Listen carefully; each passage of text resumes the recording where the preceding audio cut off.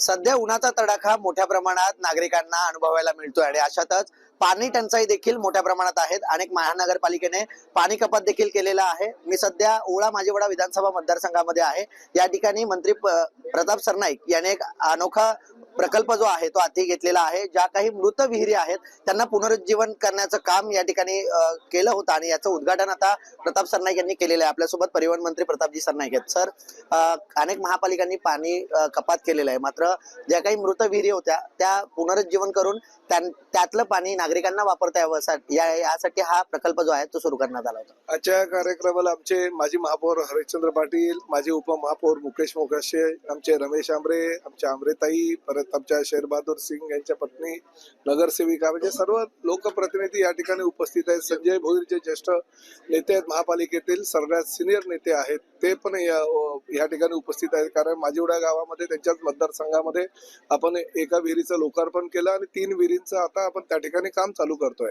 प्रामुख्यानं एकनाथ शिंदे साहेब राज्याचे मुख्यमंत्री असताना मी माझ्या विधानसभा मतदारसंघातील 56 विहिरींचं पुनरुज्जीवन करून त्यासाठी 50 कोटी खर्चाच्या प्रस्तावाला त्यांच्याकडनं मान्यता घेतली आणि त्यानुसार आम्ही कन्सल्टंट अपॉइंट केला आणि कन्सल्टंटच्या माध्यमातून ह्या ओळा माझीवडा विधानसभा मतदारसंघातील ज्या ज्या विहिरी शक्य होईल त्या ठिकाणी आरो प्लांट लावून ज्या जुन्या विहिरी आहेत, ज्या कचराकुंडीमध्ये वापर त्याचा होत होता, निर्माल्याचा वापर त्या ठिकाणी टाकला जात होता, विहिरींच्या पाण्याला घाण वास येत होता, अशा परिस्थितीमध्ये जुने जे नैसर्गिक स्रोत आहे ते खुले केले। त्यांना गटाराचं पाणी किंवा ड्रेनेजचं पाणी जात होतं ते आम्ही तो प्रवाह बंद केला आणि असं करून ह्या माध्यमातून आम्ही या विहिरींच्या पुनरुज्जीवनाचा प्रकल्प चालू केला। प्रामुख्यानं जी पाणी लोक धुणं भांड्याला किंवा कपडे धुण्यासाठी वापरत नव्हते ती पाणी आता पिण्यायोग्य झालंय, ह्या गोष्टीचा आनंद आहे। कारण आरो प्लांटमुळे आम्ही सगळे सर्टिफिकेट्स या ठिकाणी महापालिकेच्या माध्यमातून उपलब्ध करून दिलेले आहेत, जेणेकरून लोकांना मिनरल पाण्यापेक्षा जास्त स्वच्छ पाणी ह्या विहिरींच्या माध्यमातून ह्या आरो प्लांटद्वारे मिळणार आहे। आणि ठेकेदाराला 5 वर्ष त्याची निगा व देखभाल करायची आहे। अस्वच्छ त्या ठिकाणी काही होणार नाही किंवा त्या विहिरींमध्ये काही टाकलं जाणार नाही याची दक्षता घ्यायची आहे। त्यामुळे मला असं वाटतं की 5000 लिटर पाणी दिवसाला एका विहिरीतनं आम्ही सर्वसामान्य जनतेला देऊ शकतो। हा नळपाडा, गांधीनगर, सुभाषनगर हा झोपडपट्टी विभाग आहे, त्यामध्ये पाण्याचा फार मोठ्या प्रमाणामध्ये प्रश्न निर्माण होतो।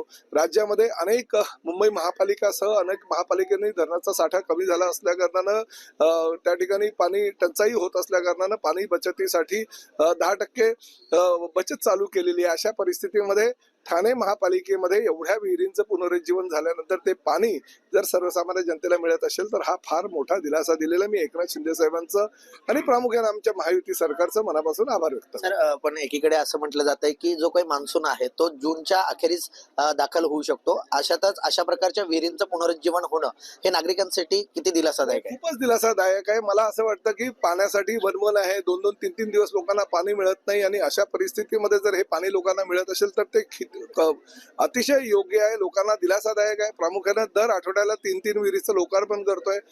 लोकमान्य नगर झाला परिसर, त्या विहिरींचं लोकार्पण झालं। आता नळपाडा, गांधीनगर, सुभाषनगर ह्या परिसरातील माझीवडा गावातील लोकार्पण, पुढल्या आठवड्यामध्ये आम्ही घोडबंदर रस्त्यावरील विहिरींचं लोकार्पण, अशा 56 विहिरींचं लोकार्पण आम्ही या पुढल्या 2 महिन्यात करणार आहोत। नक्कीच, एकंदरीत पाहायचं झालं तर पाणी कपात मोठ्या प्रमाणात प्रत्येक महानगरपालिकेमध्ये करण्यात आलेली आहे। धरणाचे साठे देखील कमी आहेत आणि अशातच हे जे विहिरींचं पुनरुज्जीवन आहे हा प्रकल्प मंत्री प्रताप सरनाईक यांनी हाती घेतलेला पाहायला मिळतोय।